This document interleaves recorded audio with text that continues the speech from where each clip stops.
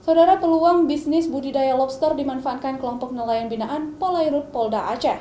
6 tahun sudah budidaya lobster ini dilakukan dan setiap bulannya kelompok nelayan ini mampu meraup keuntungan 5 hingga 7 juta rupiah. Muklis, salah satu anggota Polairut Polda Aceh, memanfaatkan peluang budidaya lobster sejak 6 tahun lalu di kawasan perairan laut pantai Ulelu, Banda Aceh.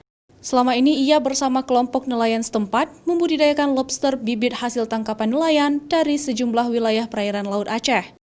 Lobster yang dibudidaya kelompok nelayan binaan Polairut Polda Aceh ini rata-rata berukuran di bawah 200 gram yang dibeli dari nelayan seharga Rp130.000. Kemudian selama 1 bulan dibudidaya, bobotnya siap untuk diekspor dengan harga jual dari Rp500.000 hingga Rp700.000 per kilogramnya. Proses budidaya lobster dari bibit alam perairan laut Aceh ini terbilang sangat sederhana dan alami, sehingga kualitas saat panen masih sama dengan lobster liar hasil tangkapan nelayan Aceh karena penangkaran di kerambat dan pakannya sangat alami.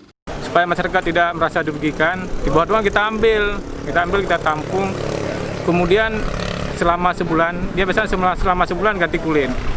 Nah, kemudian setelah ganti kulit, katakanlah misalnya 1,8 on. 1 bulan sekali ganti kulit naik 3 mili, jadinya 2,1. Setelah itu baru kita kirim kembali ke gudang dikirimkan ke Jakarta, kemudian baru diekspor. Gitu. Dari hasil usaha budidaya lobster ini, kelompok nelayan binaan Polairut Polda Aceh ini setiap bulannya dapat meraup untung rata-rata mulai dari 5 hingga 7 juta rupiah. Usaha budidaya lobster yang sudah sejak 6 tahun lalu di Aceh hingga kini masih terbilang langka, karena pasokan bibit dari nelayan juga terbatas. Raja Umar, Kompas TV, Banda Aceh.